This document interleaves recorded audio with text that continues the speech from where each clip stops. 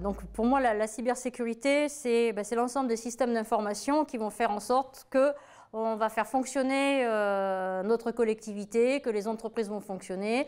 Aujourd'hui, c'est l'ensemble, c'est la sécurité de ces ensembles de systèmes d'information. C'est aussi des comportements à avoir pour éviter les attaques, parce que il y a un gros enjeu aujourd'hui, c'est que c'est au moins 30% des collectivités ont été attaqués, et aujourd'hui là une question ne se pose plus sur si on va être attaqué, mais quand on va être attaqué.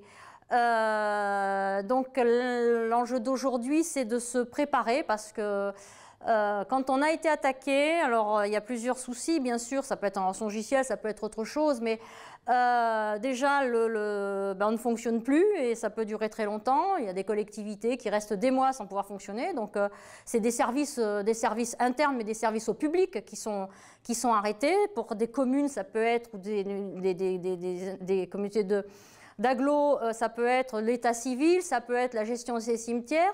Pour une communauté de communes comme la nôtre, c'est la gestion tout ce qui est médiathèque, et puis après ça va être les salaires, ça va être le système d'information géographique où on est en lien avec les communes. Donc toutes ces informations, tout ce travail, on ne peut plus rien faire. Et un des enjeux les plus importants, c'est sur la donnée, c'est-à-dire on a des informations importantes, personnelles très souvent, ou bien anciennes, système d'information, cadastre, enfin c'est toutes ces choses-là. Et si on est attaqué, on peut les perdre à jamais.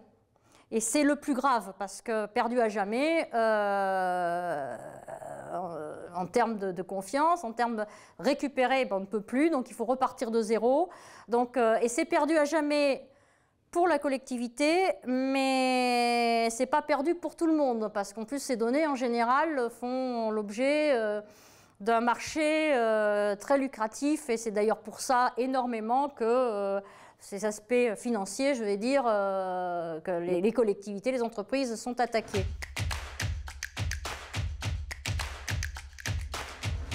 Eh bien, chez nous, en fait, on a toujours cru qu'on était super forts, super géniaux. Donc au début, on pensait que si on n'avait pas été attaqué, c'est parce qu'on était très bien protégés.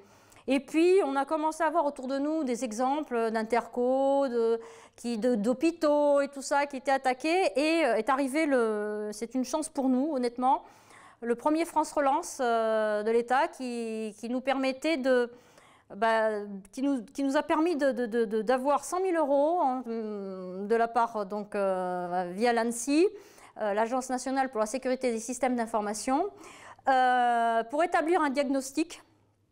Et ensuite, à partir de 45 000 € pour ce diagnostic, on ne l'aurait jamais fait. Donc on faisait attention, on faisait un peu de sensibilisation, mais la base de la base en termes de cybersécurité, et pour nous, c'est éviter d'être attaqué, ou au moins se préparer pour limiter les dégâts. Si l'attaque arrive, se préparer. Donc, pour nous, ça a été important. Le diagnostic, c'est une petite anecdote, mais il y a un hacker qui est venu, donc c'était prévu, et il a mis 30 minutes pour trouver les identifiants administrateurs de la collectivité. Donc ça montre que si on avait été attaqué, il n'aurait pas fallu longtemps pour mettre à plat totalement notre système. Donc c'est en ça que pour nous, je trouve que c'est important, cette aide de l'État. Et maintenant, ça nous permet d'avoir d'abord une idée de notre indice de fragilité et de préparer un plan d'amélioration de notre cybersécurité, c'est-à-dire on est noté, on va dire, de D-, et on espère, et c'est pas le pire, il y a même des entités bien plus importantes que nous, comme des régions qui ont la même note, pour arriver à B- dans 3 ans. Donc, donc ça nous permet maintenant de mettre en place une stratégie, savoir vers où aller pour améliorer notre résilience, on va dire, en termes de cybersécurité. Il y a un premier élément qui est super important, c'est quelle que soit sa taille, on va être attaqué, d'en prendre conscience. Cette prise de conscience, elle est difficile. Nous-mêmes, nous avons fait des conférences des maires auprès des communes pour essayer de leur expliquer les dangers, donc ils se font peur. Mais, donc on s'est rendu compte que pour qu'ils prennent conscience, il faut que des entités de même taille témoignent de leurs problèmes. Après cette prise de conscience, ben, il faut commencer un diagnostic. Et là, le plus important, c'est l'accompagnement.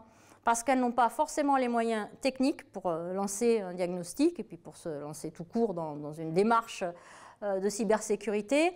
Donc cet accompagnement doit se faire, ben, de nouveau, nous on a été aidés comme les grosses collectivités. Les plus petits se retrouvent un peu tout seuls.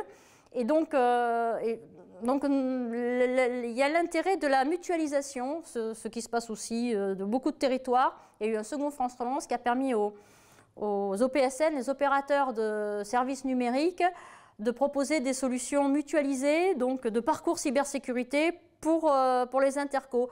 Et il y a un troisième point super important pour tout le monde, c'est la sensibilisation, parce qu'on dit qu'en gros, la plus grosse faille de sécurité se trouve entre le clavier et le fauteuil, et que l'important, c'est d'arriver à sensibiliser, que ce soit les agents, les élus, les citoyens, à toutes les bonnes pratiques qui font ben, on sera peut-être attaqué, on aura peut-être un problème, mais on va peut-être retarder l'attaque et si c'est trop compliqué pour l'attaquant, il passera à quelqu'un d'autre. Et on va aussi limiter la casse, et même pour un particulier, c'est important d'adopter un certain nombre de bonnes pratiques. Et donc il y a cet aspect sensibilisation qui est important, et le rôle des intercos est important pour répandre, je veux dire, la bonne parole.